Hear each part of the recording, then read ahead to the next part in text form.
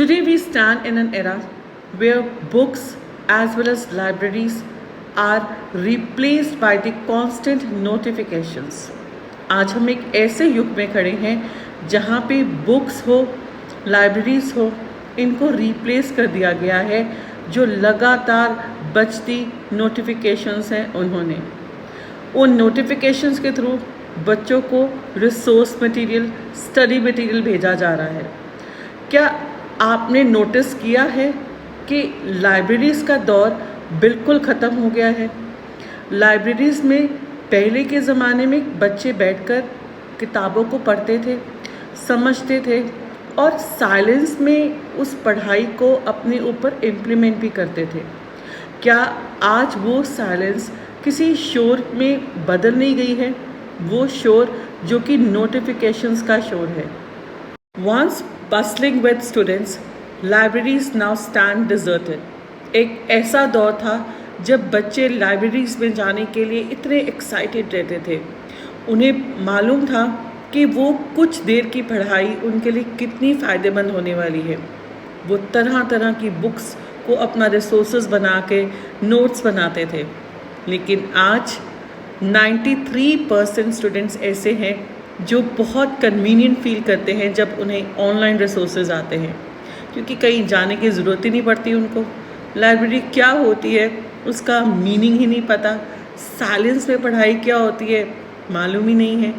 तो कौन है इसका ज़िम्मेदार? बहुत सारे पेरेंट्स की ये कंप्लेंट रहती है कि हमारा बच्चा फोकस नहीं रहता पढ़ाई में, वो बहुत देर तक पढ़ नहीं सकता, 10 मिनट की पढ़ाई सिर्फ करता है। तो उसका कसूरवार कौन है? Yes, you're getting right. It's only gadgets. Constantly जब गैजेट्स की नोटिफिकेशंस बजती रहती है, जब बच्चे 30 सेकंड से ज़्यादा या 15 सेकंड से ज़्यादा किसी रील को देख नहीं सकते हैं, उन्हें नई रील चाहिए। इसी तरह से उनका फोकस भी जस्ट 15 सेकंड्स या 30 सेकंड्स का ही रह चुका है। उससे ज़्यादा फोकस की एक्सपेक्टेशंस मत करें। बट क्या ये सही है? नहीं, बिल्कुल भी नहीं।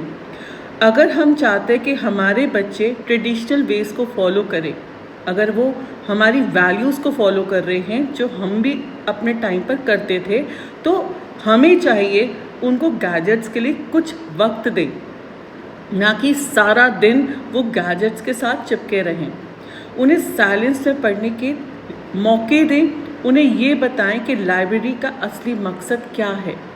तभी शायद वो इस 15 सेकंड्स या 30 सेकंड्स की टाइम ड्यूरेशन से निकल आएंगे।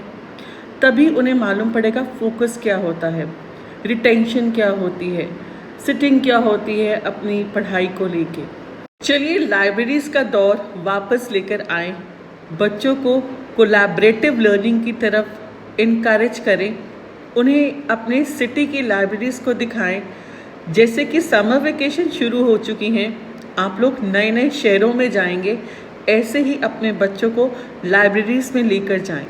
उन्हें दिखाएं कि कैसे आज हमारे कंट्री के जितने भी IAS IPS ऑफिसर्स हैं वो लाइब्रेरी में कॉन्स्टेंटली बैठकर ही अपने नेशन को सर्व कर पा रहे हैं। आज उनकी सिटिंग की वजह से ही, घंटों बैठे रहने की वजह से ही वो आज कुछ बन पाए हैं। तो अगर आप ये एफर्ट अपने बच्चों के साथ छुट्टियों में उठाएंगे तो देखिए बच्चों के अंदर ये चेंज पॉजिटिवली कैसे आएगा, कैसे उनका स्क्रीन टाइम कम होगा, उनका लगाव, उनका फोकस, उनका प्यार उनकी बुक्स की तरफ बढ़ाएं।